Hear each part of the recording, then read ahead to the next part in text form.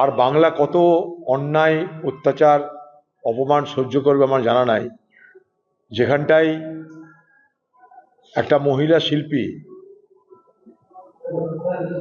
তাকেও আজকে হেনস্থা হতে হচ্ছে, অপদস্থ হতে হচ্ছে তৃণমূলের কতগুলো নপুংসক নেতার খামখেয়ালি ইচ্ছা অনিচ্ছার কারণে।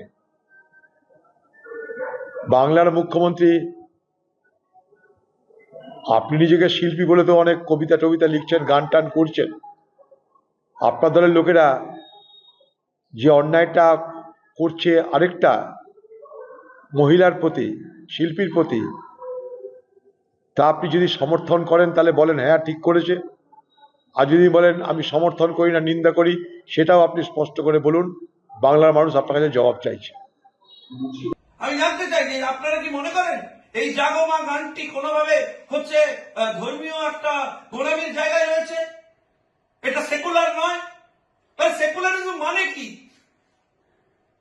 জাগো মা বলে গান গেছে বলে সেটা কে সরাসরি আক্রমণ করে? আপনারা একজন শিল্পীকে সরাসরি আক্রমণ করবেন? আমরা কোন বাংলায় চলেছি, কোন বাংলায় বসবাস করতে চলেছি? আমি জানতে চাই আপনাদের কাছে।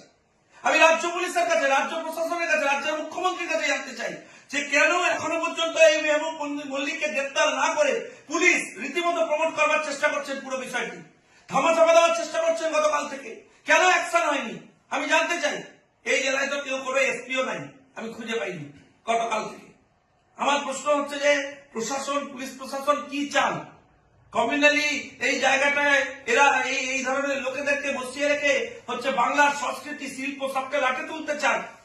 আমি আমি আমি রাজ্যের শিল্পী মহলকেও বলবো যে আপনারা বলুন, যারা সেকুলারিজম নিয়ে বড় বড় কথা বলেন তাদের এটা নিয়ে কি বক্তব্য।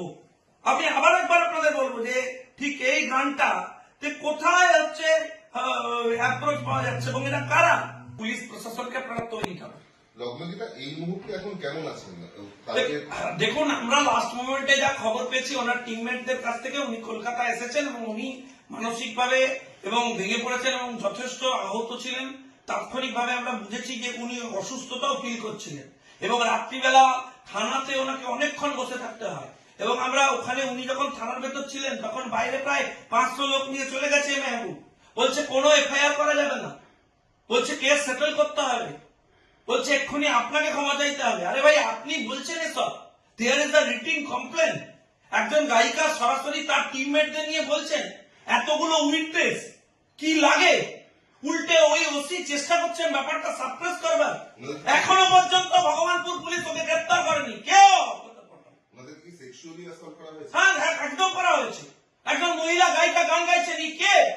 সে উঠে পড়েছে, বলছে আমি মালিক, বলছে তুই একটা সেকুলার গান গা। এই আরে বাংলা জুড়ে পুরো নিচের স্তরে বাংলাদেশ বানিয়ে ফেলেছে জেহাদিরা। এই জেহাদিরা ঠিক করে দিচ্ছে আপনি কি গান গাইবেন, কোনটা ওদের পছন্দ মতো গান হবে। জাগো মা এই গানটা গেয়েছে, বলছে গান গাওয়া যাবে না, এটা সাম্প্রদায়িক গান। কে এরা? এরাই তৃণমূলের মুখ।